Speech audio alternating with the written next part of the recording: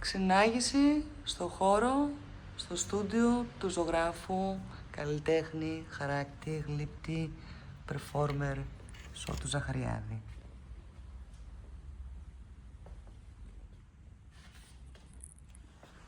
Γυρίσουμε να κλείσουμε την πόρτα, η οποία και αυτή είναι ένα έργο τέχνης.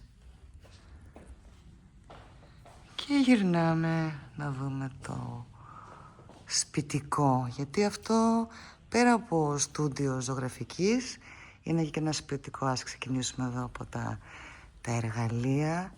Εδώ βέβαια έχουμε τα εργαλεία για να γίνει η εργασία. Η εργασία έχει πολλές πτυχές και θέλει όλων των ειδών τα εργαλεία. Ο Ζαχαριάδης ζωγραφίζει σε χαρτί, σε ξύλο, με μελάνι, με λάδια, με ακριλικά, με ξηροπαστέλ, με όλων των ειδών τα παστέλ, είναι αλήθεια. Ό,τι αφήνει σημάδι, ο Σώτος το χρησιμοποιεί. Παλαίωση, όχι αναπαλαίωση χαρτιού με τσάι.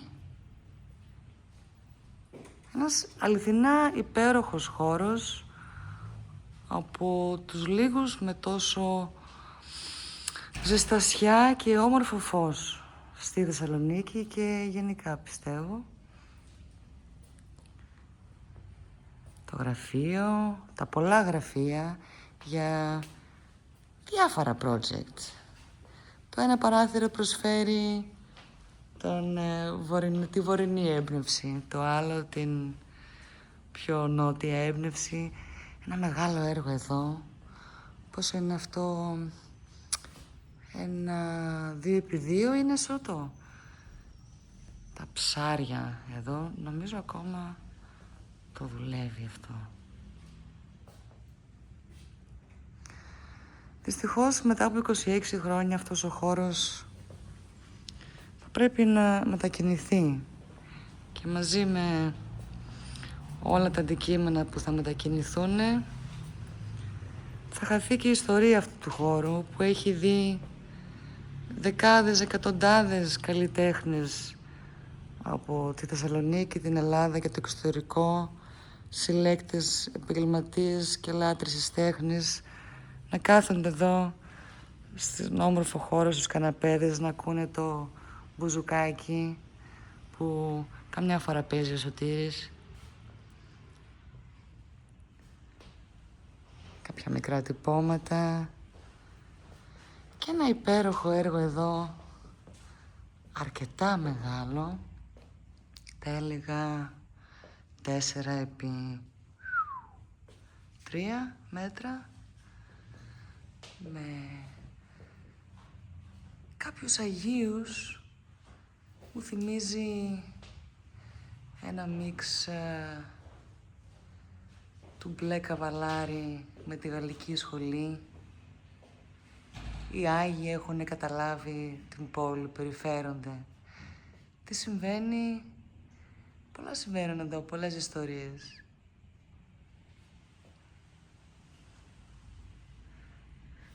Να περιηγηθούμε λίγο ακόμα και να καταλήξουμε εδώ. Εδώ σε ένα συμβολικό έργο, η παρέα, το περιβάλλον, ο άνθρωπος. Το τραπέζι είναι στημένο, είναι έτοιμο για τους ανθρώπους. Ελάτε να μιλήσουμε, να φτιάξουμε την κοινωνία.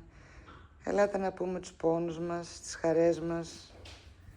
Ένα χριστουγεννιάτικο τραπέζι, γεμάτο λόγια και γεμάτο αναμνήσεις.